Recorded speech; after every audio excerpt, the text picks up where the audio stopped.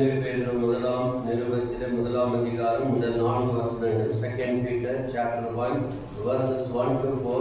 We will read it alternatively. மாறி மாறி வாசிப்போம். పేతురు రాసిన రెండవ పత్రిక మొదటి అధ్యాయం మొదటి 4 వచనాలు మనం మార్చి చదువుకుంటాం.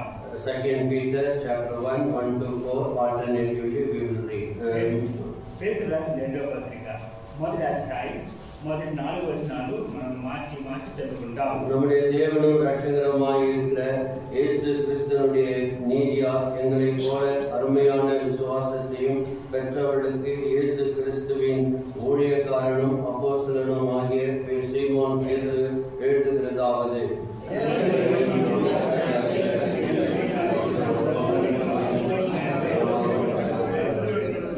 தம்முடைய மகிமையினாலும் காருண்யத்தினாலும் நம்மை அழைத்தவரை அறிகிற அறிவினாலே ஜீவனுக்கும் தேவ பக்திக்கும் வேண்டிய யாவற்றையும் அவருடைய திவ்ய வல்லமையானது நமக்கு தந்தருளும் நன்றி.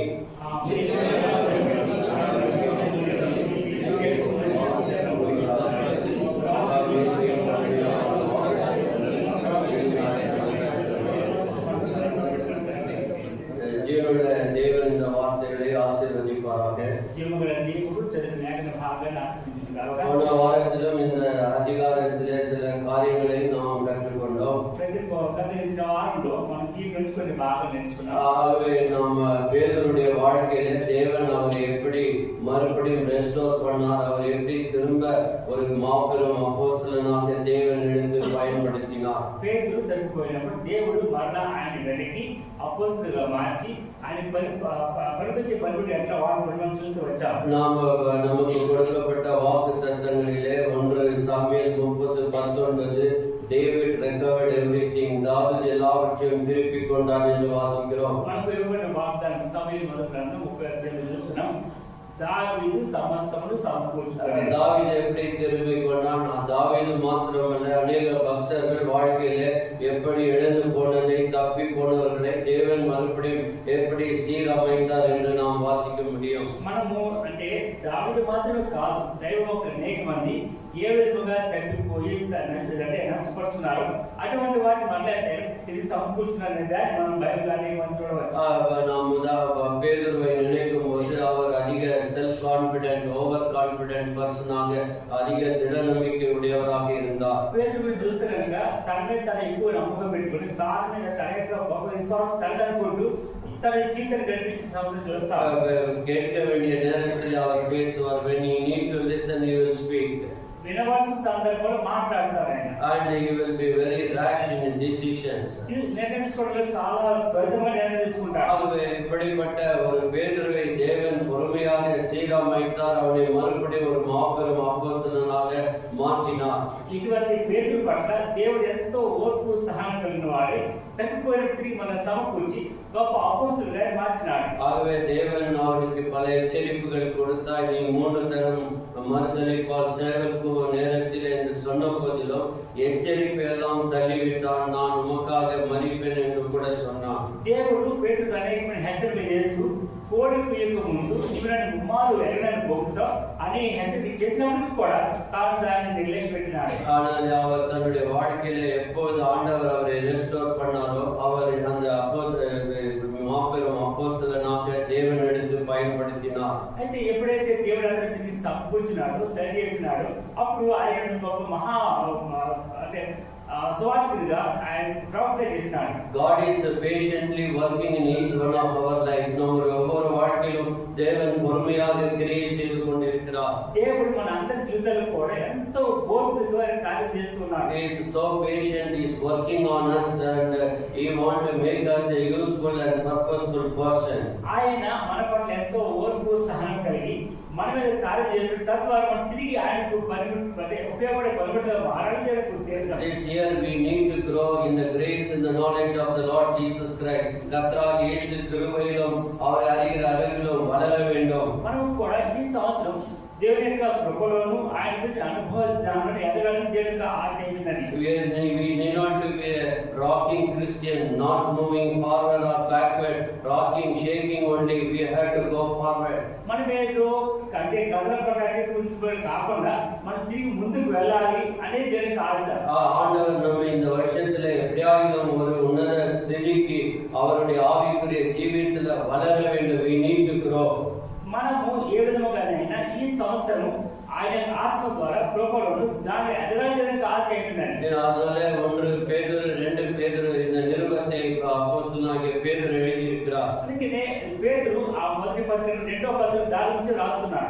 முதலாவது பத்திரிகையில அவர் சொல்லுகிறது be hopeful Christian, நம்பிக்கையுள்ள கிறிஸ்தவனாக இரு என்று சொல்கிறார். పేతురు మొదటి పత్రికలో పేతురు రాస్తున్నాడంటే ఒక నిరీక్షణ విశ్వాసిగా ఉండాలని రాస్తున్నాడు. நாம் நம்பிக்கையோடு இந்த உலகத்தில் வாழ வேண்டும். మనము విశ్వాసం కలిగి ఒక నమ్మకంతో ఈ లోకంలో இந்த జీవించాలి. உலகத்திலே தேவன் நமக்கு ஜீவனுள்ள நம்பிக்கை கொடுத்திருக்கிறார். దేవుడు మనకి ఈ లోకంలో జీవమును నిరీక్షణ ఇచ్చినాడు. அவர் அழியாத வாழாததும் மாசற்றதுமான நித்திய சுதந்திரத்தை நமக்கு வைத்திருக்கிறார். ఆయన అక్షయమైనది వాడబారిన స్వాస్థ్య పరలోకం మనకి ఇచ్చినాడు. நம்பிக்கையோடு நீ வாழ வேண்டும். మనము విశ్వాసంతో జీవించాలి. ஒவ்வொரு நாளும் எதிர்பார்த்து கொண்டே live expectantly, hopefully every day. ప్రతి దినము ఈ నిరీక్షణ ఓర్పు కలిగిన వారమై మనం జీవించవలసిన వారు. இரண்டாவது நிருபத்தை எழுதும்போது be alert.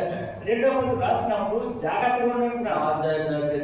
ஒரு கேர்லெஸ் பர்சன் யார் என்றால் அது பேதுரு தான் என்று இருந்திருக்கிறார். ఒక నిర్లక్ష్య స్వభావం వ్యక్తి ఎవరంటే కనుక అది పేతురు రాయబడింది. அவர் இந்த காரியத்தை அவர் கற்றுக்கொண்டு எழுதுகிறார். ఇప్పుడు ఆయన దీన్ని నేర్చుకొని ఈ పత్రిక రాస్తున్నాడు. We always learn from others and so that we grow in the Lord. మనం ఎప్పుడు కూడా ఇతరుల నుంచి నేర్చుకోవడం ద్వారా ప్రభువునందు ఎదగలుగుతాం. ஆகவே அவர் சொல்கிறார் 2 பேதுரு முதலாம் அதிகாரத்திலே పేతురు రాసిన రెండో పత్రిక మొదటి అధ్యాయం ఎట్లా అంటున్నాడు?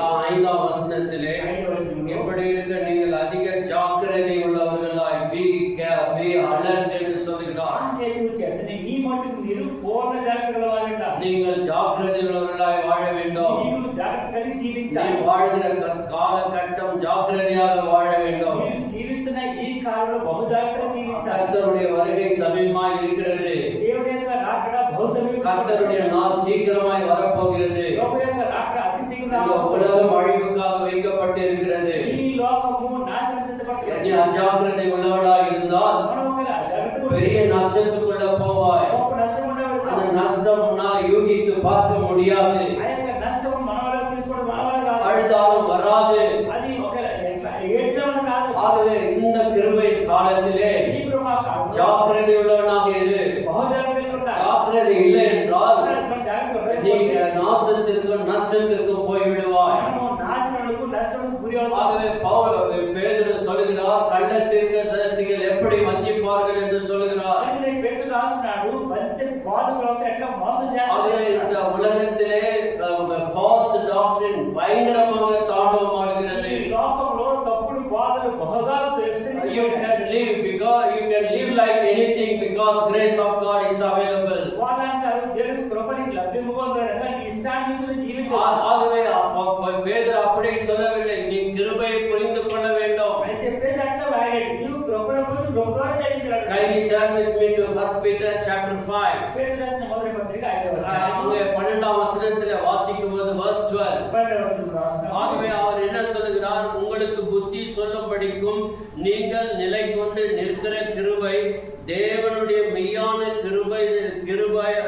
கிருபையால் என்று சாட்சியிடும்படிக்கு நான் சுருக்கமாய் உங்களுக்கு எழுதி எனக்கு தோன்றுகிறபடி உண்மையுள்ள சகோதரனாகிய சில்வான் கையிலே கொடுத்து அனுப்பி இருக்கிறேன். పేతురు రాసిన మొదటి పత్రిక 5వ అధ్యాయం 12వ వచనం. మిమ్మును హెచ్చరించుచు ఇదే దేవుని సత్యమైన కృప అని సాక్ష్యం చెప్పుచు సంఖ్యాత్మకంగా వ్రాసి మీకు నమ్మకమైన సహోదరుని ఎంచిన సిల్వాన్ చేత దీన్ని పంపుచున్నాను. ఈ సత్యంలో కూడా నిలకడగా ఉండి. ஆகவே நாமும் கிருபையிலே நிலை கொண்ட மெய்யான கிருபையிலே நிலைத்திருக்க வேண்டும். మనము ఈ సత్యంలో కూడా నిలకడగా ఉండాలి. ஆகவே இந்த கிருபையானது எப்படி தேவன் நமக்கு காண்பிக்கிறார். అయితే ఈ కృపను దేవుడు ఎట్లా మనం యోచించాలి. காலை ஆராதனை செய்தியில கூட நாம் கிருபை குறித்து அதிகமாய் சிந்தித்தோம். ఉదయకాలం ఆరాధనలో కూడా మనం ఈ కృపను గురించి ఒక ధ్యానం இந்த வேதத்திலே கிருபை இரக்கம் என்பது 2 வித்தியாசமான பதங்களாக இருக்கிறது. దేవుని లేఖనంలో కృప కనికరం రెండు పదాలు ఉంటాయి. இரக்கம் என்று சொல்லும்போது தேவன் இரக்கம் உள்ளவராய் நமக்கு வர வேண்டிய தண்டனையில் இருந்து நம்மை காப்பாற்றினார். కనికరం అనగా దేవుడు కనికరం కలిగిన దేవుడుగా మనకు రావాల్సిన ఉగ్రతని మనం తప్పించాడు. அவருடைய இரக்கம் பெரியது. ఆయన యొక్క కనికరం గొప్పది. கிருபை என்று சொல்லும்போது நாம் தகுதி உறுதியற்றவர்கள், லாக்கி இல்லாதவர்கள், அப்பேற்பட்டவர்களுக்கு தேவன் கிருபை காண்பிக்கிறார். కృప అనగా ఎటువంటి యోగ్యత లేని మనకు దేవుడు కృపను గ్రహించాడు. ஆகவே நாம் கிறிஸ்தவ வாழ்க்கையிலே அலர்ட்டாக ஜாக்கிரதையாய் வாழ்வதற்கு தேவன் என்னென்ன காரியங்களை நமக்கு கொடுத்திருக்கிறார். క్రైస్తవ జీవితంలో ఏ విధంగా కృప కలిగి జాగ్రత్తగా ఉండాలో మనం చూపిస్తున్నాడు. ஆகவே அவர் முதலாவது சொல்லுகிறார், நீங்கள் அருமையான precious faith உங்களுக்கு தேவன் கொடுத்திருக்கிறார். కనుక దేవుడు చెబుతున్న మాట, దేవుడు మీకు ప్రశస్తమైన నిరీక్షణ ఇచ్చినాడు. பாருங்கள் 1-2 பேதுரு 1-1 எங்களைப் போல அருமையான விசுவாசத்தை பெற்று, like as you have received your precious faith, ஆவலனே அமூல்யமான விசுவாசம் பொருந்தின மீட்பு. எங்களைப் போல நாம் ஒருவேளை இயேசு கிறிஸ்து வாழ்ந்த காலத்தில் அவரோடு கூட இருந்தோம், ஆனாலும் நீங்கள் அதே போல எங்களைப் போல அருமையான விசுவாசத்தை பெற்றிருக்கிறீர்கள். పేతురు ప్రభు యేసు క్రీస్తు వారు జీవించినట్టు మేము ఆయనతో పాటు జీవించాము కనుక మేము ఏ విశ్వాసం కలిగినామో మా వలె మీరు కూడా ఆ విశ్వాసం కలిగిన. ஆகவே அந்த இயேசு இருந்த காலத்தில் ஒரு விசுவாசம், இந்த காலத்தில் ஒரு விசுவாசம், எங்களைப் போல அந்த விசுவாசத்திலே விலையேறப்பட்ட விசுவாசத்திலே நிலைத்து இருக்கிறீர்கள். ఏదో ప్రభు యేసు క్రీస్తు వారిలో ఒక రకమైన విశ్వాసం, ఇప్పుడు మనం జీవిస్తున్న మరొక విశ్వాసం కాదు, కానీ ఆ ప్రభు యేసు క్రీస్తు వారిలో ఏ విశ్వాసం మేము కలిగినామో అదే విశ్వాసం మీరు కలిగినట్టు. ஒருவேளை நாம் அவரை சரீரத்திலே பார்த்து இருக்கலாம், ఒకవేళ మనం ఆయనను శరీర రూపంలో చూడవచ్చు, அவருடைய அற்புதங்களை பார்த்து இருக்கலாம், ఆయన అద్భుతాలు మేము చూసినాం, அவரோடு கூட நடக்கக்கூடிய ஸ்லாக்கியங்களை பெற்றிருக்கலாம். ஆனால் உங்கள் விசுவாசம் எங்கள் விசுவாசத்தை போலவே இருக்கிறது. అంటే మీ విశ్వాసం మా విశ్వాసమే పోలి ఉన్నది. பாருங்கள் 1 பேதுரு రాసిన మొదటి పత్రిక 1 Peter chapter 1 మొదటి అధ్యాయం verse 8. 8వ వచనం. பேதுரு கூறுகிறார், పేతురు అంటున్నాడు, அவரை நீங்கள் காணாமல் இருந்தும் அவரிடத்தில் அன்பு கூறுகிறீர்கள், మీరు ఆయనను చూడకపోయినను ఆయన ప్రేమిస్తున్నారు, இப்போதும் அவரை தரிசியாமல் இருந்தும் அவரிடத்தில் விசுவாசம் வைத்து, ఇప్పుడు ఆయన కనులారా చూడగే విశ్వాసం ఉంచుతున్నారు, சொல்ல முடியாததும் மகிமையால் நிறைந்ததுமாய் இருக்கிற சந்தோஷமுள்ளவர்களாய் களி கூர்ந்து. మీ విశ్వాసము చెప్పన శక్యమును మహిమైనటువంటి సంతోషముల వారే ఆనందించున్నారు, దానికి తగిన ఫలములు ఫలించుచున్నారు. ஆகவே அவர் சொல்லுகிறார், நீங்கள் அவரை காணவில்லை, விசுவாசத்தின் மூலம் அவ்வார்த்தையின் மூலம் அவரை நம்பக்கூடிய பாக்கியத்தை பெற்றிருக்கிறீர்கள். మీరు ఆయనను చూడలేదు, అయినప్పటికీ విశ్వాసం మూలముగా ఆయనను చూచిన భాగ్యం కలిగి ఉన్నారు. ஆகவே உங்களுடைய அருமையான விசுவாசம் எங்களைப் போல ஒரு precious faith-ஐ நீங்கள் வைத்திருக்கிறீர்கள். మీరు కలిగిన ఆ విశ్వాసము మేము కలిగిన విశ్వాసం అమూల్యమైన విశ్వాసం కలిగి ఉన్నారు. ஆகவே நாம் இந்த விசுவாசத்தை துவக்கிறவர் முடிக்கிறவர் இயேசு கிறிஸ்து.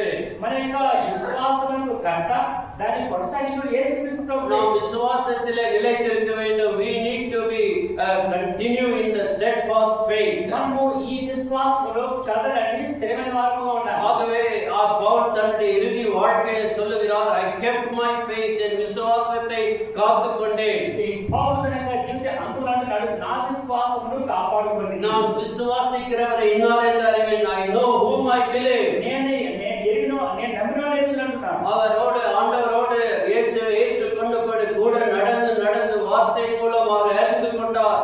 ఆయన యేసు క్రీస్తు ప్రభువు నడిచిన వాడే, ఆయనతో విశ్వాసం ఎరిగిన వాడే ఉంటాడు. ஆக விசுவாசத்திலிருந்து விசுவாசம் வளர்ந்தே போய்கொண்டிருந்தது. விசுவாசம் నుంచి விசுவாசம் எதுக்கு பரிந்து వెళ్ళాడు. ஆகவே நீயும் நானும் இந்த வருஷத்திலே விசுவாசத்திலே முன்னேற வேண்டும். నీవు నేను కూడా ఈ సంవత్సరంలో విశ్వాసంలో ముందుకు సాగాలి. சாத்தாను முதலாவது தாக்குற இடம் விசுவாசம். సాతాను మన మీద దాడి చేసేది ఎక్కడంటే మనకు విశ్వాసం. ஆண்டவருடைய வசனத்தின் மேல் சந்தேகத்தை கொண்டு வருவான். దేవుడి వాక్యమును అనుమానం చేస్తాడు. அவன் பிலாசபர் லாஜிக்கல் திங்கிங் உனக்கு கொண்டு வர முடியும். వాడు మనల్ని తక్కువగా దాని గురించి ఆలోచించడం చేస్తాడు. You may listen to a great philosopher, you may argue in 100 ways. బహుశా నీవు అనేక తక్కువైన వెలిసిన వాడివే, అనేక దాని గురించి వాదించవచ్చు. And you will bring doubt on God's word. దేవుని వచనం మీద కూడా అనుమానం చేస్తాడు. ஆனால் தேவனுடைய வசனம் அது tried 7 times, 7 தடவை புடமிடப்பட்டிருக்கிறது. దేవుని వాక్యం 7 సార్లు పరిశోధించబడింది. It is tested and it is stood in all the tests. అది పరీక్షించబడి అన్ని పరిశీలించబడింది. ஆகவே நாம் இந்த ஆண்டவரிலே விசுவாசம் வைத்திருக்கிறோம். కనుక మనము ఈ దేవుని విశ్వాసం ఉంచుదాం. ஆகவே நாம் அருமையான విశ్వాసం పొందినాం.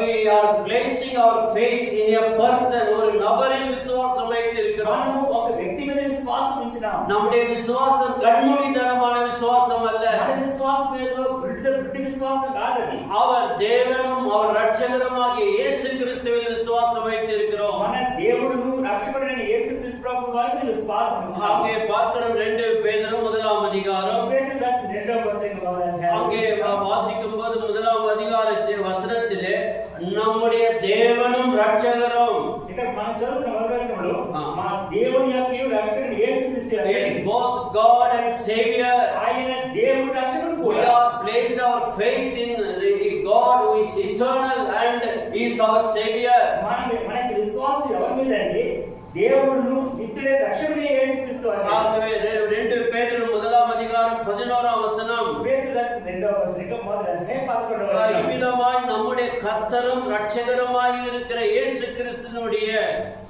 మన ప్రభువును రక్షకుడైన యేసు యొక్క నిత్య రాజ్యములో. So Peter emphasizes he is both God and Savior. So పేతురు ఎక్కువ అంటే హెచ్చరించి చెబుతున్న మాట ఏమంటే ఆయన దేవుడు రక్షకుడు కూడా. 16ఆம் వచనం 16వ వచనం. chapter 1 verse 16. పేతురు రాసిన 2వ పత్రిక 1వ అధ్యాయం 16వ వచనం. நாங்கள் தந்திரமான கட்டுகளை பின்பற்றினாக அல்ல, அவருடைய மகத்துவத்தை கண்ணார கண்டவர்களாகவே நம்முடைய கர்த்தராகிய இயேசு கிறிஸ்துவின் வல்லமையும் வருகையும் உங்களுக்கு அறிவித்தோம். ఏలయనగా చమత్కారంగా కల్పించిన కథను అనుసరించి మన ప్రభువు యేసుక్రీస్తు యొక్క శక్తిని ఆయన రాకడను మేము మీకు తెలుపలేదు కానీ ఆయన మహాత్ముడు కరుణాచూచి మీకు తెలియజేస్తాం. So அவர் என்ன சொல்கிறார்? நம்முடைய கர்த்தராகிய இயேசு கிறிஸ்து. మన ప్రభువు యేసుక్రీస్తు. ஆகவே அவருக்கு ஆண்டவருக்கு கொடுத்த ஒரு title is both God and Savior. దేవునికి ఇవ్వబడిన బిరుదు ఏమంటే ఆయన దేవుడు రక్షకుడు కూడా. ஒரு டாக்டர் நம்மை சுகப்படுத்தினால் he became our savior because he cured our disease. ఒక డాక్టర్ మనల్ని స్వస్థపరిస్తే ఆయన దేవుడికి స్వస్థ రక్షకుడు అని చెప్తాం. When a general who fights for our country brings a victory, he brought a victory, is like a savior. మనం ఒక సైన్యాధిపతి వేరే దేశంలో యుద్ధం చేసి మనం రక్షిస్తే మనం ఏమంటామంటే రక్షకుడు అని చెప్తాం. இந்த கர்த்தராகிய இயேசு கிறிஸ்து ரட்சகர். ఈ ప్రభు యేసుక్రీస్తు రక్షకుడు. சாத்தானை ஜெயித்து விட்டார். సాతాను జయించాడు. சாத்தான் தலை நசுக்கி விட்டார். సాతాను యొక్క కన్నులను దర్శించాడు. பாவத்துக்கு முடிவு கட்டி விட்டார். பாவத்துக்கு ఆయనకి పాపం ముగింపు చూసినాడు. அவர் மரணத்தை ஜெயித்து எழுந்தார். మరణమును జయించినాడు. So we are believing in a person who conquered everything. కనుక సమస్తమును జయించిన ఆ వ్యక్తిని మనం He విశ్వాసిస్తున్నాం. is both the Savior and God. ఆయన దేవుడు రక్షకుడు కూడా. So what a wonderful faith God has begun in our life. మన జీవితంలో ఆయన ప్రారంభించిన ఆ విశ్వాసం ఎంత గొప్పది. Because of His great God and Savior, ఆయన గొప్ప దేవుడు రక్షకుడు కూడా. அவர் நமக்கு கொடுத்த காரியங்கள் என்ன? ఆయన మనకిచ్చిన క్రియలేమిటి?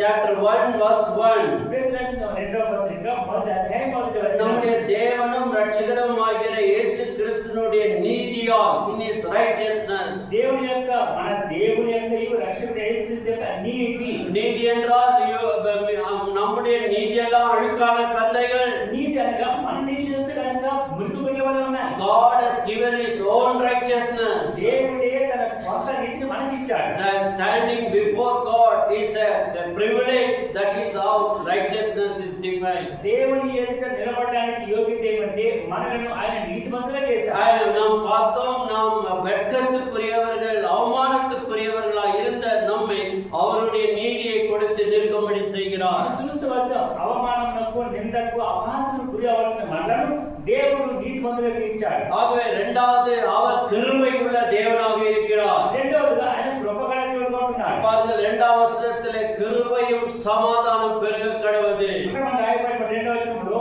ఆయన కృపయు నీకు కృప సమాధానం విస్తరించును. கிருபை கொடுக்கிற தேவன். ఆయన కృపనిచ్చే దేవుడు. கிறிஸ்து இயேசுவினால் கிருபையின் மேல் கிருபை பெற்றிருக்கிறோம். యేసుక్రీస్తు వలన కృపగా మనం పొందుతాం. ஆகவே இந்த கிருபை ஒவ்வொரு நாளும் அனுபவிக்கிறோம். ఈ కృపను అనుదినం అనుభవిస్తున్నాం. 1 பேதுரு 5ஆம் அதிகாரம் 10ஆம் வசனம். పేతురు రాసిన మొదటి పత్రిక 5వ అధ్యాయం verse 10. 1 Peter 5:10. పేతురు రాసిన మొదటి పత్రిక 5వ అధ్యాయం 10వ వచనం. சகல கிருபை பொருந்திய தேவன். తన నిత్యము సర్వకృపానికే దేవుడు. God of all grace, சகல கிருபை பொருந்திய தேவன். సర్వకృపానికే దేవుడు. இந்த கிருபை ஒவ்வொரு நாளும் பெற்றுக் கொண்டிருக்கிறோம். ఈ కృపను అనుదినం పొందుతున్నాం. இந்த கிருபை தாங்கிக் கொண்டு வருகிறது. ఈ కృపే మనం భద్రపరుస్తున్నది. பவுல் சொல்லும்போது పౌలు உங்கள் கிருபை விருதாவாய் பெறாதபடிக்கு எச்சரிக்கையாக இருங்கள். మీ కృప వ్యర్థమైపోకున్నట్లు జాగ్రత్తగా ఉండండి. கிருபை விருதாவாக பெறக்கூடாது. కృప వ్యర్థము కాకపోకూడదు. கிருபை விருதாவாக என்று don't receive grace in vain. మీ యొక్క కృపను వ్యర్థముగా పొందకూడదు. நாம் கிருபையை அலட்சியம் பண்ண முடியும். మనము కృప నిర్లక్ష్యం చేయవచ్చు. பழைய ஏற்பாட்டிலே எசேக்கியாவுடைய வாழ்க்கை ஒரு சிறந்ததாக இருக்கிறது. పాత నిబంధనలో హిజ్కియా జీవితం ఒక మాదిరిగా அவர் படுக்கையில வியாதியாய் படுத்து கிடக்கிறார். వ్యాధి వేస్తే పడకలో ఉన్నాడు. சுவர் பக்கம் திரும்பி அழுகிறார். గోడ పక్కన నుంచి ఏడుస్తున్నాడు. ஏசாயாவுக்கு சொல்லுகிறார், యెషయా చెప్తున్నాడు, போய் அவளுக்கு சொல்லு, ஒரு அத்திப்பழ அடை கட்டி நீ இன்னும் 15 ஆண்டுகள் உயிரோடு இருப்பாய். దేవుడు యెషయాతో అన్నాడు, నీవు వెళ్ళి అంజూరపు పందిని కట్టు, తద్వారా 15 సంవత్సరాలకు బతుకుతాడని. பிறகு சூரியன் டயல் கொஞ்சம் பின்னால போனது என்று வாசிக்கிற ஒரு அற்புத காரியத்தை செய்தார். అక్కడ దేవుడు అద్భుత కార్యం చేశాడు. ఏమంటే గడియారము సూర్యుని మెట్ల మీద వెళ్ళింది. ஆகவே அவருக்கு 15 ஆண்டுகள் கூட்டி கொடுக்கப்பட்டது. తద్వారా దేవుడు అతనికి 15 సంవత్సరాల ఆయుష్ ఇచ్చాడు. இந்த 15 ஆண்டுகள் கூட்டி கொடுக்கப்பட்டபடியால் 15 సంవత్సరాలకు அவர் லாபகரமாய் ஜீவித்திருக்க வேண்டும். ప్రయోజనకరంగా జీవించాడు. அவர் என்ன செய்தார்? பாபிலோனியர்கள் வந்தபோது அவர்களுக்கு எல்லாவற்றையும் எக்ஸிபிஷன் பண்ணி காட்டினார். తన యొక్క సమస్తములు వారికి చూపించాడు. ஆகவே அங்கே பார்க்கணும், அவர் போடுகிற சென்டில் இருந்து ஆர்மரி, அவர் வைத்திருக்கிற வெப்பன்ஸ் எல்லாவற்றையும் காட்டினார். తాను వేసుకున్న చెట్ల గురించి తన యొక్క ఆయుధములు పరిమితి అన్ని చూపించాడు. அவர் ఆండவர் பார்த்து அவர் சொன்னார், நான் கிருபை கொடுத்தேனே, இந்த கிருபை நீ அத தட்டி விட்டாயே. దేవుడు చేసుకున్నాడు, నేను ఈ కృపను ఇచ్చాను కదా, ఈ కృపను వ్యర్థం చేసుకున్నాను అన్నాడు. அவர் செய்த காரியத்தினாலே அவருடைய பிள்ளைகள் சிறையிருப்புக்கு கொண்டு போகப்பட்டார்கள். వారు చేసిన క్రియలు బట్టి దేవుడి పిల్లలను చెరకు తీసుకుని அவர் పోయాడు. சொன்னார், என் காலத்துல நல்லா இருந்தா போதும், వాళ్ళు కూడా నా కాలం మంచిగా సరిపోతుంది. என் பிள்ளைங்க எப்படின்னா போன எனக்கு என்ன, నాకు లెక్కపోతే నాయకుడు கிருபை விருதாய் பெறக்கூடாது. కృపను వ్యర్థముగా இந்த கிருபை நாளுக்கு நாள் தேவன் கொடுத்து வருகிறார். ఈ కృపను దేవుడు అనునిర్మాణిస్తున్నాడు. இந்த சமாதானத்தை பெருக செய்கிறார். ఈ సమాధానాన్ని పెరిగేటట్టు చేస్తున్నాడు. ஆகவே தேவன் இந்த 3 கிருபை, நீதி, சமாதானம் கொடுக்கிறார். దేవుడు మనకు కృపను, నీతిని, సమాధానం ఈ మూడు ఇస్తున్నాడు. இந்த சாத்தான் என்ன சொல்வான், நீ பெரிய யோகினா, సాధారణ நான் பேசுறாயே, ఇట్లా మాట్లాడుతున్నాడు. ஆண்டவர் அப்போது நீதியை கொடுக்கிறார். అయితే ఇక్కడ నీతి ఇస్తున్నాడు. அந்த நீதியின் மார்க்கவசத்தை உனக்கு கொடுக்கிறார். ఆ నీతి అంటే కలంకం నీతి మనం ఇస్తున్నాడు. ஆகவே இந்த நீதினால்தான் நாம் நிற்கிறோம். ఆ నీతి ద్వారా మనం జీవిస్తున్నాం.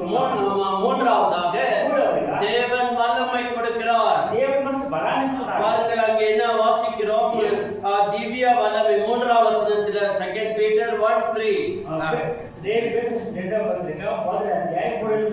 அவருடைய திவ்ய வல்லமையானது நமக்கு தந்தருளுதமன்றி. ఆయన మనకు దైవ శక్తిని ఇస్తున్నాడు. ஆகவே திவ்ய வல்லமை கொடுக்கிறார். ఆయన మనకు దైవ శక్తి ఇస్తున్నాడు. தேவ வார்த்தையின் வல்லமை, దేవుని యొక్క వాక్యం వచన బలమైన ஜெபத்தின் வல்லமை, ఆయన యొక్క ప్రార్థన శక్తి, ஆகவே பரிசுத்த ஆவியின் வல்லமை, పరిశుద్ధమైన இதெல்லாம் கொடுத்து ఇవన్నీ ఇచ్చి நாம் ஜெயமாக வாழ வேண்டும். మనము వీరులుగా జీవించాలి. ஆகவே ஒரு மகிமை நமக்காக காத்து கொண்டிருக்கிறது. ఒక మహిమ ఎదురు చూస్తున్నాడు. ஆகவே அவரை தரிசிக்கும் போது அவரை போல மாறுவோம். మనం ఎప్పుడైతే ఆయన చూస్తామో ఆయన వలే మారిపోతాం. இந்த நம்பிக்கை உள்ளவன் அவர் சுத்தமாய் இருக்கிறது போல தன்னையும் சுத்திகரித்துக் கொள்கிறான். ఎప్పుడైతే మనం ఇటువంటి రీతి కలిగి ఉంటామో ఆయన ఏడు పరిశుద్ధులే ఉన్నాడు, మనం కూడా పరిశుద్ధులుగా చూసుకుంటాం. ஒரு நாளில் அவரை போல மாறுவோம். ఆయన వలే మనం அவர் మారిపోతాం. நம்மை நித்திய மகிமைக்கு அழைத்திருக்கிறார். మనలను ఆయన నిత్య మహిమకు పిలిచాడు. 1 பேதுரு 5ஆம் அதிகாரம் 5ஆம் வசனம். 1 பேதுரு 1 பீட்டர் 5:10 கிறிஸ்து இயேசுவுக்குள் நம்மை தமது நித்திய மகிமைக்கு அழைத்தவரை சகல கிருபையும் புரிந்த தேவன் தாமே கொஞ்ச காலம் பாட அனுபவித்து உங்களை சீர்படுத்தி ஸ்திரப்படுத்தி பலப்படுத்தி நிலைநிறுத்துவாராக. తన నిత్య మహిమకు క్రీస్తునందు మిమ్మల్ని పిలిచిన సర్వ కృపానిధి అయిన దేవుడు కొంచెం కాలం మీరు శ్రమపడిన పిమ్మట తానే మిమ్మల్ని సంపూర్ణంగా చేసి స్థిరపరిచి బలపరచును. So the faith involves the power of God. ఈ విశ్వాసం దేవుని శక్తి ఉన్నది. ஆகவே அந்த விசுவாசத்திலே சக்தி இருக்கும்போது நம்முடைய விசுவாசத்தை அவர் காக்கிறவராக இருக்கிறார். ఆ విశ్వాసములో శక్తి ఉన్నది కనుక ఆ విశ్వాసం మనల్ని భద్రపరుస్తుంది. ஆகவே இந்த வல்லமை எதற்காக கொடுக்கிறார்? దేవుడు ఈ శక్తి మనకి ఎందుకు ఇస్తున్నాడు? அவருடைய திவ்ய சுபாவத்திற்குள் மாறும்படி. మనము కూడా ఆ యొక్క దైవ శక్తి స్వభావం మారణ ఉద్దేశం. பாருங்கள் 4ஆம் வசனத்திலே 2 பேதுரு 1:4 పేతురు రాసిన 2వ పత్రిక 1:4 திவ்ய சுபாவத்துக்கு பங்குள்ளவர்களாகும் பொருட்டு partaker of divine power. ఆ యొక్క మహిమా గుణాతిశయంలో మనము కూడా పాలిభాగస్తులుగా దేవ స్వభావాన్ని పాలిభాగస్తులుగా திவ்ய சுபாவத்திற்கு பங்குள்ளவர்களாய் இருக்கும்படி దేవ స్వభావమునందు పాలిభాగస్తులుగా we need to divine nature தேவனை போல மாற வேண்டும். మనకు దైవ స్వభావం అవసరం. దేవుడిని కూడా మారిపోవాలి. ஒரு குடும்பத்தில் ஒரு குழந்தை பிறந்தால் ఒక కుటుంబంలో ఒక బిడ్డ இவன் அம்மாவை போல இருக்கிறான், అమ్మవారి తండ్రి இவன் ఉన్నాడు, அப்பா போல இருக்கிறான், తండ్రి ఉన్నాడు, இவன் தாத்தா போல இருக்கிறான், తాతలాగా இவன் ఉన్నాడు, பாட்டி போல இருக்கிறான். అమ్మవారే Why ఉన్నాడు. we are comparing? ఎందుకు పోల్చి ஆகவே நீ தேவனுடைய குடும்பத்திலே born again பிறந்திருப்பாய் என்றால் దేవుని కుటుంబంలో మనం తిరిగి కనిపిస్తే திவ்ய சுபாவம் மாற வேண்டும். దేవ స్వభావాన్ని మనం మారాలి. நாளுக்கு நாள் மாற வேண்டும். దినదినము మారుతూ వెళ్ళాలి. எது நல்லது, ఏది మంచిది, எது சிறந்தது, ఏది స్థిరమైనది, எது உத்தமமானது ఏది ఉత్తమమైనది, பகுத்தறிய வேண்டும். దాన్ని మనం ఎరగాలి. ரோமர் రోమన్ రాసిన 12ஆம் அதிகாரம் 12వ అధ్యాయం, ரோமன் chapter 12 రోమన్ రాసిన పత్రిక verse 2 அங்கே பவுல் சொல்லுகிறார், 12వ అధ్యాయంలో 2వ వచనంలో పోరాడుతున్నాడు. அங்கே பவுல் சொல்லுகிறார், நீங்கள் இந்த பிரபஞ்சத்திற்கு ஒத்த வேஷம் தெரியாமல் మీరు ఈ లోక మర్యాదను అనుసరింపక தேவனுடைய நன்மையும் దేవుని యొక్క ఉత్తమము, பிரியமும் అనుకూలము, பரிபூர்ணமான సంపూర్ణమై ఉన్న சித்தம் இன்னதென்று దేవుని చిత్తమే பகுத்தறியத்தக்கதாக உங்கள் மனம் మీ మనసు புதிதாக்குறதினாலே నూతనం ఉండవలన மறுரூபமாகுங்கள். రూపాంతరం పొందండి. Be a transformed Christian. మీరు రూపాంతరంలో క్రైస్తవులుగా ఉండాలి. ஆகவே உள்ளத்திலே நடக்க வேண்டிய காரியம் మన అంతరంగంలో జరగాల్సిన இதை కార్యం மாறுவதற்கு ఇలా మారడానికి 3 டூல்ஸ் ஆண்டவர் உபயோகப்படுத்துகிறார். దేవుడు 3 పరిమితులు వాడుకుంటున్నాడు. ஒன்று தேவ வசனம், ఒకటి దేవుని యొక్క వాక్యం, இரண்டாவது பரிசுத்த ஆவி, రెండోది పరిశుద్ధాత్మ, மூன்றாவது சஃபரிங். మూడవది శ్రమలు. உலகத்திலே சில பாடுகள் அனுபவிக்க ఈ வேண்டும். లోకంలో కొన్ని శ్రమలు అనుభవించాల్సిందే. அப்பொழுதுதான் நீ தேவனை நம்ப முடியும். అప్పుడే నువ్వు దేవుని నమ్ముతావు. 13 ஆண்டு யோசேப்பு உபத்திரவத்துக்குள்ளே போனான். 13 సంవత్సరములు యోసేపు శ్రమలకుండా వెళ్ళాడు. அவன் எகிப்துக்கு போனது தளபதியாக விடவில்லை. ఐగుప్తుకు ఏదో నాయకుడిలాగా వెళ్ళలేదు. அவன் போத்திபார் வீட்டிலே ஒரு அடிமையாக வேலை செய்தான். పోతీఫర్ ఇంటిలో బానిసగా పనిచేశాడు. சிறைசாலையிலே அங்கே அடைக்கப்பட்டான். చెరసాలలో వేయబడ్డాడు. தேவ வசனம் அவனை புடமிட்டது. దేవుని వాక్యం శోధిస్తూ వచ్చింది. ஆகவே அவன் பிறகு தளபதியாக ఆ மாறினான். తర్వాత తను నాయకుడైనాడు. ஆகவே ஆண்டவர் பலவித காரியங்களை நமக்கு கற்றுக் கொடுக்கிறார். దేవుడు మనకు అనేక పాఠాలు கொஞ்ச నేర్పిస్తున్నాడు. காலம் பாட அனுபவித்து என்று நாம் வாசித்தோம் 1 பேதுரு 5:10. పేతురు రాసిన మొదటి పత్రిక 5వ అధ్యాయం 10వ వచనం, కొంచెం కాలం శ్రమ అనుభవించాడు. ஆண்டவர் சிரமத்தை அனுப்பி கெட்டு போவதற்கல்ல. దేవుడు మనకు శ్రమ అనుభవించి మనల్ని నాశనమైపోవాలి. இந்த testing will bring a precious faith. మనలో ఈ పరీక్ష ఏం చేస్తుంటే ప్రశస్తమైన విశ్వాసం వస్తుంది. ஆகவே அது இந்த திவ்ய வல்லமை ఈ దైవ శక్తి நம்மை அவருடைய தேவ பக்திக்காக ஜீவனுக்காக நடத்துகிறது. అది మనల్ని దైవ భక్తిలోనికి దైవ జీవనంలో నడిపిస్తుంది. தயவு செய்து 2 பேதுரு 1ஆம் அதிகாரம் పేతురు రాసిన 2వ పత్రిక 1వ అధ్యాయం. ஆகிய வாசிக்கிறோம் அல்லவா? ఇక్కడ చూస్తున్నాం. ஆகிய அவரை அறிகிற அறிவினாலே ஜீவனுக்கும் தேவ பக்திக்கும் வேண்டிய யாவற்றையும் మనం అంటే ఈ జీవన పొందడం ద్వారా దైవ భక్తికి కావాల్సిన సమస్తమును గ్రహించు.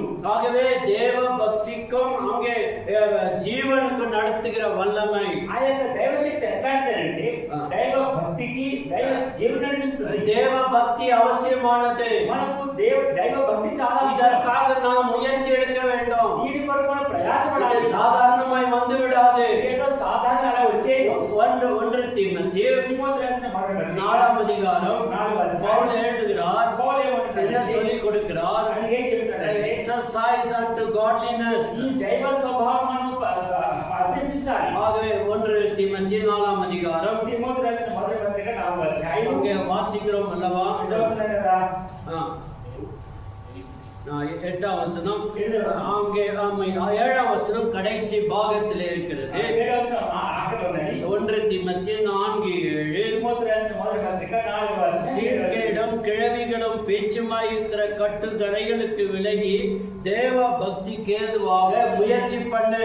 అపవిత్రమైన ముస్లిం ముచ్చటను విసర్జించి దేవ భక్తి విషయంలో నీకు నీవే సాధకం చేసుకో. தேவ பக்திக்கு முயற்சி பண்ணு. దైవ భక్తికి సాధనం చేయాలి. முயற்சி இல்லாம எதுவும் கிடைக்காதுங்க. సాధనం చేయడం ఏది ఉండదు.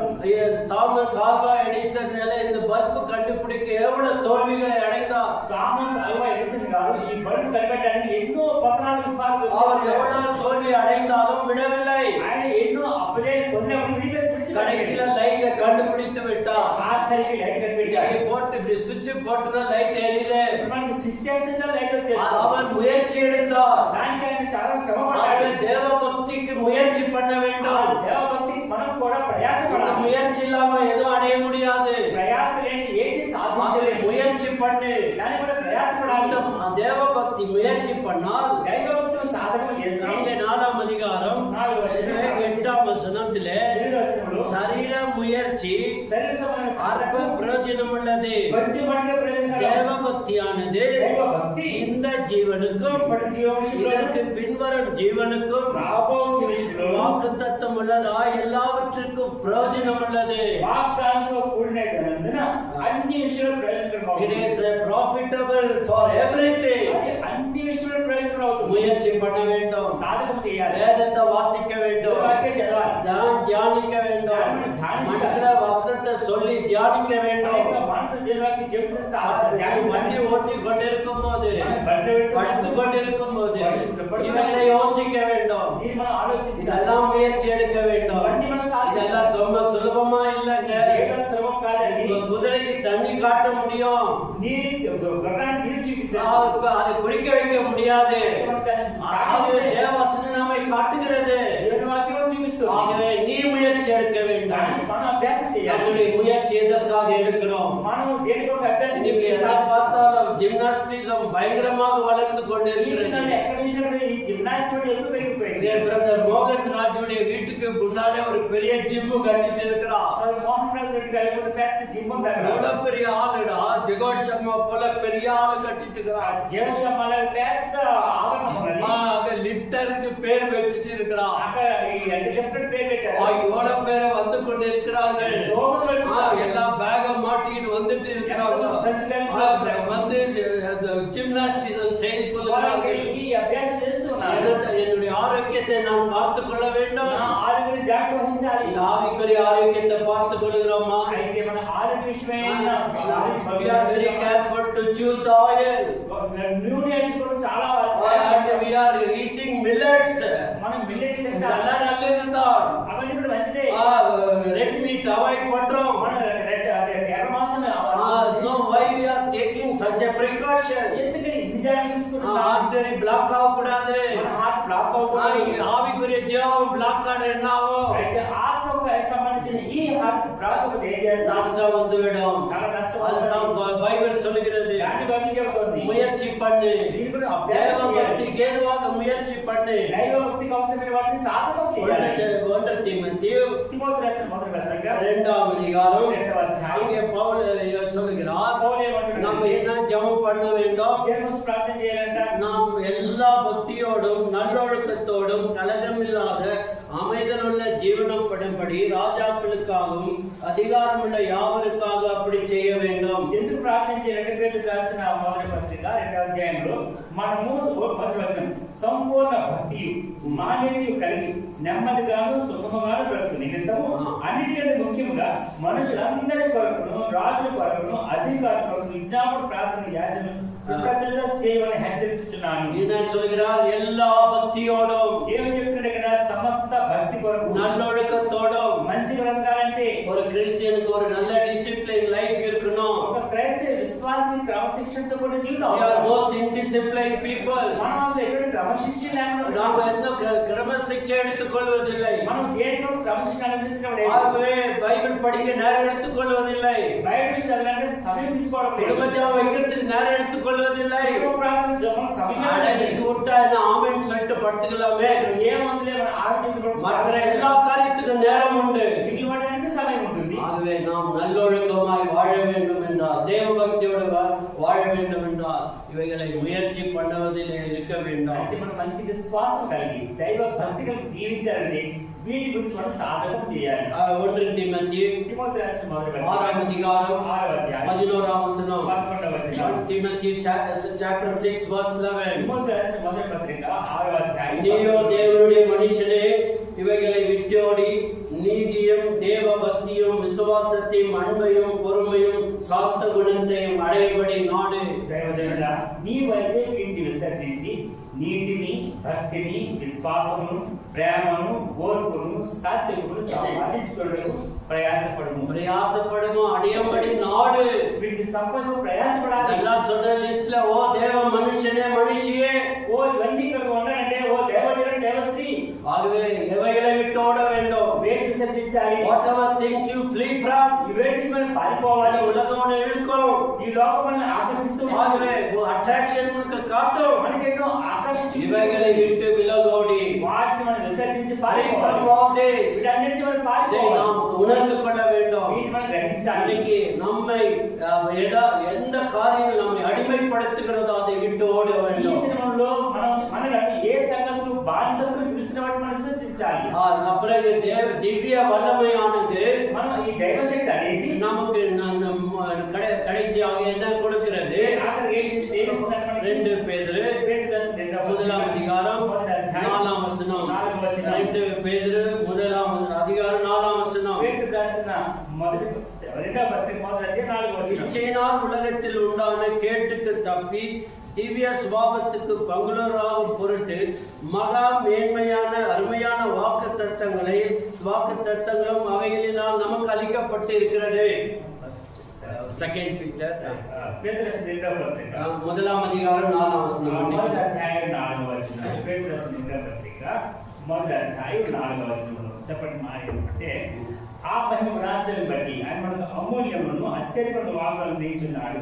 దురాశను అనుసరించడం వలన లోకమైన భ్రష్టత్వము ఈ వాగ్దానం మూలంగా మీరు తప్పించుకొని దేవ స్వభావం పాడువారన్నట్లు వాటిని అనుగ్రహించారు. மகா மேன்மையும் அருமையுமான வாக்கு தத்தங்கள், మహా గుణాలను బట్టి ఆయన మనకు అమూల్యమైన అత్యధికమైన వాగ్దానం. இந்த வாக்கு தத்தம் எதற்கு கொடுத்திருக்கிறார்? ఈ వాగ్దానం దేవుడు ఎందుకు ఇచ్చాడు? 31ஆம் தேதி நைட்டு ரொம்ப சீரியஸா வந்து, ஆண்டவரே ஒரு கார்டை நான் எடுக்க போகிறேன், அந்த வார்த்தையானது நீ சுகமாய் வாழ்வாயாக, உனக்கு ஆயுசு கூட்டி கொடுப்பாராக என்று அந்த மாதிரி எல்லாம் ஏக்கத்தோடு வாக்குத்தத்தத்தை எடுக்கிறோம். 7:30 వచ్చేసి ఓ ప్రభువా నాకు మంచి వాగ్దానం ఈ దాంట్లో మేలే ఉన్నది అంటున్నాను ఏదో తీసుకుని దాని గురించి గంతుడని కాదు. ஆகவே தேவ வாக்குத்தத்தங்களை நாம் நம்ப வேண்டும். మనము దేవుడి వాగ్దానం నమ్మాలి.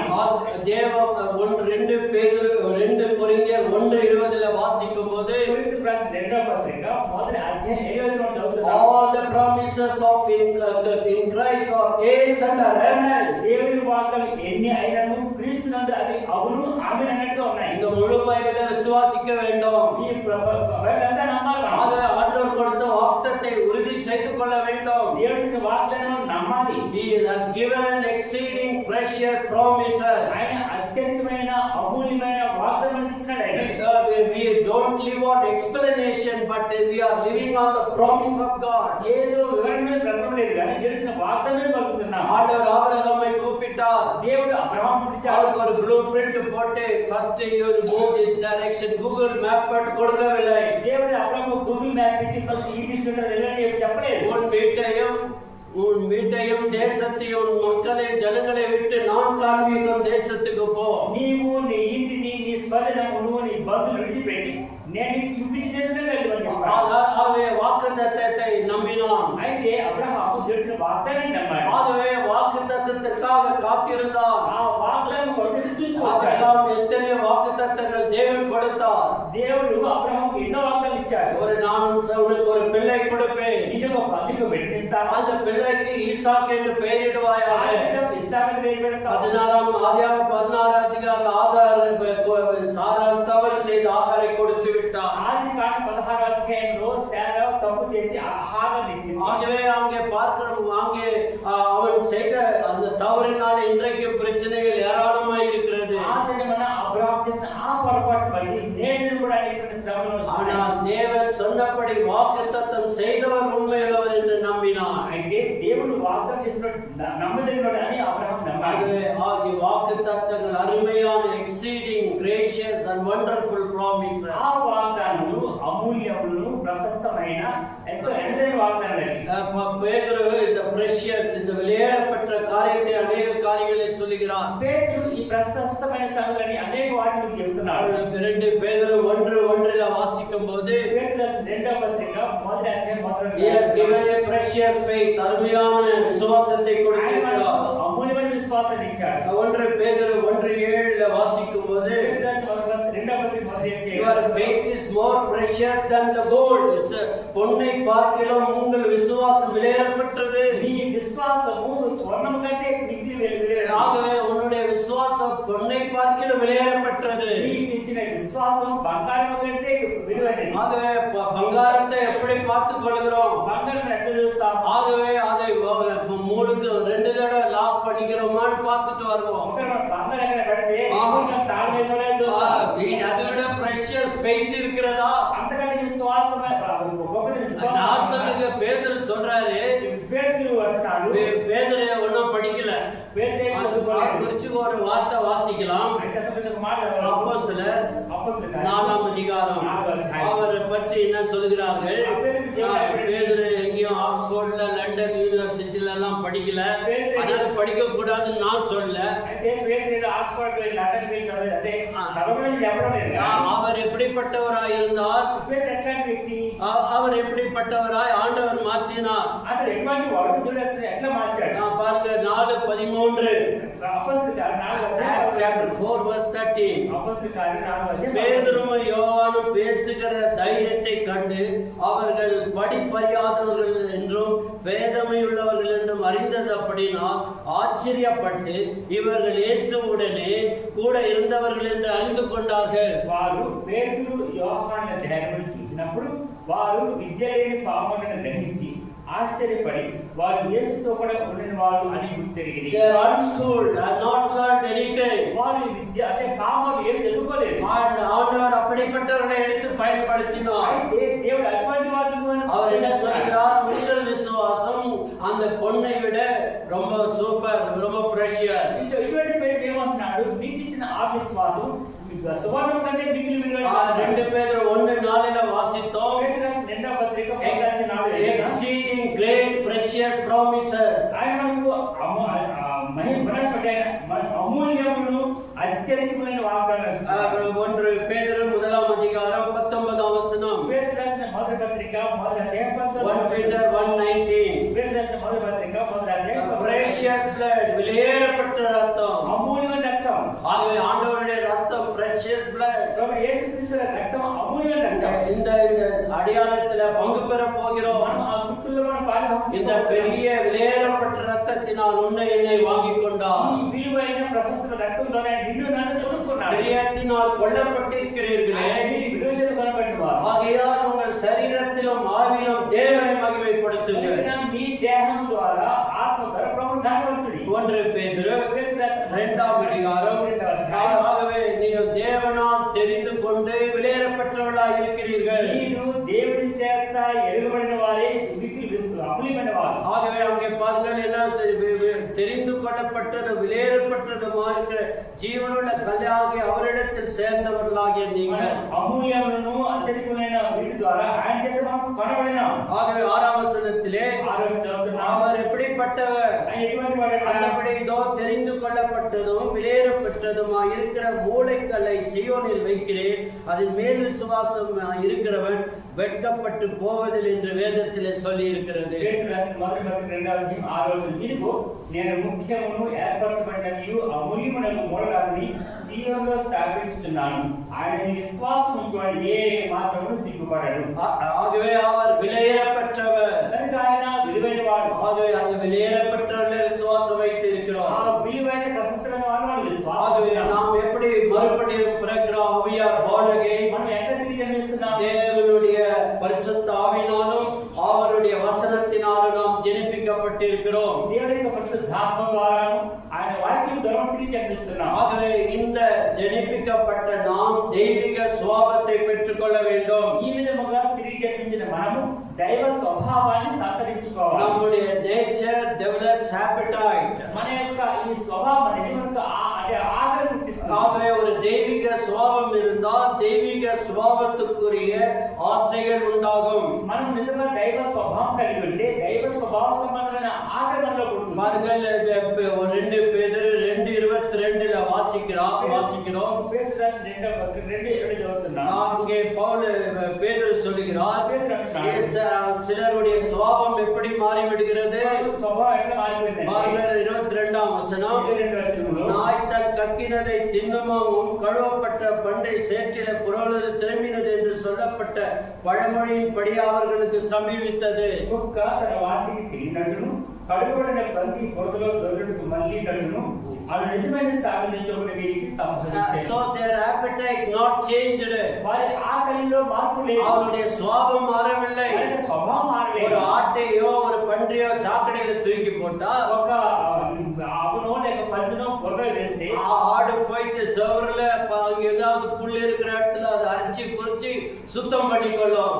ఏదో ఆవు వేసిన పొదలో ఉండి ఒడ్డుకి వెళ్ళి ఆ గట్టిని అన్నిటి తావుకొని దొరకవు ఆదేశించుకుంటుంది. இந்த அந்த சாக்கடை அது மேல இருக்க கூடாது. అంటే ఈ బోర్డనే మన మీద ఉండకూడదు. அதுதான் நான் தெய்வீக சுபாவத்துக்கு வர வேண்டும். మనం కూడా ఆ దైవ స్వభావానికి రావాలి. பன்றி விட்டால் ఒక పంది it will be very comfortably. ఎంతో సుఖకరమైన జీవితం. ஆக அப்படி இருக்க கூடாது என்று பவுல் பேதுரு சொல்கிறார். పేదలంటే మనం అలా ఉండకూడదు చెప్తున్నాడు. Nature determines appetite. ఆ స్వభావం అనేది మన యొక్క ఆకలిని నిర్ణయిస్తుంది. And nature determines our behavior. நாம் எப்படி நடந்து கொள்கிறோம்? தெய்வீக சுபாவம் இருந்தால் எப்படி நடக்க வேண்டும்? నిజంగా దైవ స్వభావం అంటే మనం ఎట్లా ప్రవర్తిస్తాం? அவர் ஈகளை பார்க்கும்போது கழுகு மிக உயரத்திலே பறக்கும். ఒక పక్షిని చూస్తే ఎంతో ఎత్తు ఎగురుతుంది. அது ஏனென்றால் அதனுடைய சுபாவம் it will fly very higher and higher. దాని స్వభావం ఏంటంటే అది అంతకంత పైకి ఎగురుతుంది. நம்முடைய வாழ்க்கை தெய்வீக சுபாவத்திலே மேலானவைகளை நாடி தேட வேண்டும். మనము కూడా మన దైవ స్వభావంతో పైన వాటిని మేలైన వాటి మీద కాదు. ஆகவே our behavior should change. మన యొక్క ప్రవర్తన మారాలి. ஆகவே nature determines our environment. இந்த சூழ்நிலை நாம் யாரோடு கூட வாழ்கிறோம் என்று நிதானிக்கிறது. మన స్వభావం మననే ఏం చెప్తుందంటే మన యొక్క పరిస్థితుల్లో ఎవరితో జీవిస్తాం. ஒரு அணில் வந்து அது மரத்தை ஏறுகிறது, ఒక ఉడత చెట్టు ఎక్కుతుంది. ஆகவே அதனுடைய சுபாவம் மரம் ஏறுகிற சுபாவம். దాని స్వభావం ఏంటి? చెట్టు ఎక్కే స్వభావం. ராட்டினுடைய சுபாவம் ఎలక స్వభావం. அது அதாவது மண்ணில ஒரு இதை தேடிக்கொள்கிறது. అది మట్టిలో వెతుకుంటూ లోపలికి వెళ్తుంది. ஒரு ஆடுகள் மந்தையாக போகிறது. ఆవులు ఒక మందగా వెళ్తాయి. அது ஏனென்றால் அதனுடைய சுபாவம் அப்படி. అది దాని స్వభావం అట్లా. நாம் கர்த்தருடைய பிள்ளைகளோடு இருக்க வேண்டும். మనము దేవుడి పిల్లలతో ఉండాలి. ஐக்கியத்தை விட்டுவிடக் கூடாது. మాకు సహవాసం విడిచిపెట్టకూడదు. ஆகவே நாம் அந்த ஐக்கியத்தில் இருக்கும்போது இந்த திவ்ய சுபாவம் வருகிறது. ఎప్పుడైతే మనం ఆ సహవాసంలో ఉంటామో ఈ దైవ స్వభావం అనేది ఎదుగుతూ ఉంటుంది. ஆகவே இவ்விதமாய் நம்முடைய சுபாவமானது மாறிக்கொண்டே வர வேண்டும். ఈ విధంగా మన స్వభావం మారుతూ వెళ్ళాలి. ஆகவே 2 பேதுரு 1:9 வாசித்து நாம் பள்ளிக்கு போகலாம். పేతురు రాసిన 2వ పత్రిక మొదటి అధ్యాయంలో చదివి అది మనం ஆகவே இந்த பேதுரு சொல்கிறார், పేతురు ఏమంటున్నాడంటే 2 பேதுரு 1:9, இவைகள் இல்லாதவன் எவனோ அவன் முன் செய்த பாவங்களை தன் சுத்திகரிக்கப்பட்டதை மறந்து கண்கள் செருக்கி போன குருடனாய் இருக்கிறார். పేతురు రాసిన 2వ పత్రిక మొదటి అధ్యాయం 9వ వచనం, ఇవి ఎవరికి లేకపోవునో వాడు తన పూర్వ పాపములకు శుద్ధి కలిగిన సంగతి మరచిపోయి గుడ్డి వాడును దూరదృష్టి లేని వాడును అగును. ஆகவே நாம் இவ்விதமாக போய்விடக் கூடாது என்று பேதுரு சொல்லிக் கொடுக்கிறார். ఈ విధముగా పాడైపోకూడదు అని పేతురు చెబుతున్నారు. ஆகவே நாம் எப்படி நேச்சர் டிட்டர்மைன்ஸ் அவர் ஹாபிட்டேட், நாம் இதற்காக நாம் இருக்க நீதியின் மேல் பசிதாகம், அந்த வேதத்தின் மேல் பசிதாகம் இருக்க வேண்டும். మన యొక్క స్వభావం అనేది మన యొక్క దేవుడు అట్లా చూస్తున్నట్టు దైవ స్వభావం కలిగి మనము నీతి సంబంధమైన ఆకలి కలిగి ఉండాలి. ஆண்டவர் இந்த விசுவாசத்தை துவக்கி வைத்திருக்கிறார். ప్రభు మనకు విశ్వాసం இந்த ఇచ్చినాడు. விசுவாசத்தை ஒரு நபரில் இயேசு கிறிஸ்துவிலே வைத்திருக்கிறோம். మనము ఈ విశ్వాసం ఒక నరుడైన ఒక మనుషుని యేసు ప్రభువులో அவர் நம்மை ரட்சித்தார், ఆయన మనల్ని రక్షించాడు, நம்மை சுத்திகரித்தார், ఆయన మనల్ని శుద్ధి చేశాడు, வாக்குத்தத்தங்களை கொடுத்தார். ఆయన మనల్ని అనేక எல்லாவற்றையும் நான் செய்து விட்டேன், ఆయన అంటున్నాడు అన్ని నీ సమస్తం చేసేయాలి, என்னுடைய வழியிலே நடக்க வேண்டும். నీవు నా మార్గంలో నడవాలి. 2 பேதுரு 3:18 சொல்கிறது, grow in the grace and the knowledge of the Lord Jesus Christ. కాబట్టి యేసుక్రీస్తు యొక్క కృపను జ్ఞానంలో ఎదగాలి, வளர பிரயாசப்படுவோம். దాని కొరకు సాధన చేయాలి. Unless you have to exercise unto godliness, you cannot grow. దైవ స్వభావం కొరకు మనం ప్రయాసపడకపోతే, సాధకం చేయకపోతే ఆ విశ్వాసం మనం ஆண்டவர் கேட்பார் ஒரு நாள்ல, ప్రభు మన ఒక ఉదయం అడుగుతాడు, நல்ல சபையை கொடுத்தேனே, నీకు మంచి సంఘాన్ని வார்த்தை கொடுத்தேனே, నీకు మంచి వాక్యాన్ని ఇచ్చాను, போதகர்களை கொடுத்தேனே, నీకు బోధకులు ఇచ్చినాను. have you used all that opportunity to exercise to godliness? ఈ దైవ స్వభావాన్ని నీవు సాధకం చేయడానికి అన్ని అవకాశం ఇచ్చినా నీకు. ஆகவே நாம் இந்த ஞாயிற்றுக்கிழமை ஒரு நாளிலே வருவது தேவ வார்த்தை கேட்க வேண்டும். ఆదివారం వచ్చినప్పుడు దేవుని వాక్యాన్ని మనం చదవాలి. நாம் கர்த்தருடைய வாசத்தை கவனமாக கேட்க வேண்டும். దేవుని యొక్క వాక్యం ఎంతో జాగ్రత్తగా పరిశీలించాలి. கேட்டதை அசை போட வேண்டும். మనం విన్నదాన్ని ఏమాత్రం కూడా We have to consider and digest the word of God. దేవుని యొక్క వాక్యం మనం తిని దాన్ని అధ్యయనం చేసుకోవాలి. கொஞ்சம் நேரம் அமைதியாக நாம் ரிஃப்ளெக்ஷன் பண்ணி என்ன சொல்லப்பட்டது என்று யோசிக்க வேண்டும். కొంతసేపు మనం మౌనంగా ఉండి వాక్యం చెప్పండి, వాక్యం ఏది అని మనం వివరించుకోవాలి. ஒரு సభையிலே அவர்கள் என்ன செய்வார்கள் என்றால், కొన్ని సంఘాలు కొంత ఏం చేస్తారంటే, அங்கே பாஸ்டர் பெனிடிக்ஷன் கொடுத்த பிறகு పాస్టర్ గారు దీవెన ఇవ్వగానే அவர்கள் ஒரு 5 நிமிடம் அவர்கள் ஜெபத்தில் தரித்திருப்பார்கள். 5 నిమిషాలు ప్రార్థనలో ఉంటారు. சொல்லப்பட்ட வசனங்களை நினைவு கூறுவார்கள். చెప్పబడిన వాక్యాలను జ్ఞాపకం ஆண்டவர் చేసుకుంటారు. என்னோடு என்ன பேசினார், దేవుడు నాతో ఏం எதை మాట్లాడాడు, என்னை திருத்தினார், దేవుడు దేనికి తీర్చుకోమని చెప్పాడు, how God corrected me, என்னை எப்படி திருத்தினார், దేవుడు నన్ను ఏదో సరి చేశాడు, என்னோடு தேவன் எப்படி பேசினார், దేవుడు నాతో ఎట్లా మాట్లాడాడు. அந்த ரிஃப்ளெக்ஷனோடு அவர்கள் வீடுக்கு செல்வார்கள். అటువంటి వాటిని జ్ఞాపకం చేసుకుంటూ వారు దేవుని వీటి నుంచి ஆகவே వెళ్ళిపోతారు. அருமையான சகோதரனே சகோதரியே, దేవుని సహోదర సహోదరి ஜாக்கிரதையாய் வாழ்வோம். జాగ్రత్తగా ఉంటుదాం. காலம் கொடியதாக కాలం இருக்கிறது. సముచితమైనది. ஆண்டவர் கிருபை வாசல் மூடப்பட போகிறது. దేవుని యొక్క కృపా ద్వారములు మూయబడుతున్నాయి. பாருங்க, ட்ரம்ப் என்ன பண்றாரு, எல்லாரையும் இந்தியாவுக்கு அனுப்பிட்டாரு. எவன் கட்ட சரியான பாஸ்போர்ட் விசா எல்லாரும் நல்லா போங்கடான்னு அனுப்பிட்டாரு. ఎవరెవరు సరైన పాస్పోర్ట్స్ అండ్ వీసా ఎవరు ట్రంప్ వాళ్ళని ఇండియాకి ఆఫర్ చేశాడు. ட்ரம்ப் அப்படி செய்வார் என்றால் இயேசு கிறிஸ்து இதை விட அதிகமாக செய்வார். ఈ లోపల ట్రంప్ అట్లా చేస్తే మన ప్రభు యేసుక్రీస్తు వారు అట్లా ఎక్కువ கொஞ்சம் చేస్తారు. யோசித்து பாருங்கள். కొంచెం ఆలోచించండి. பாஸ்போர்ட் ரெடியா இருக்குதா? పాస్పోర్ట్ రెడీ ఉందా? ஆண்டவர் ஏற்றுக்கினியா? ప్రభు యేసుక్రీస్తు ஆண்டவர் கூட்டா போறதுக்கு ஆயத்தமா? యేసుతో పాటు அந்த ஆயத்தத்துல வாழ ஆயத்தப்படுவோம். అటువంటి స్థితిలో ఉండాలని మనం నేర్చుకుందాం. தேவன் உதவி செய்வாரா? దేవుని సహాయం చేయండి కాక.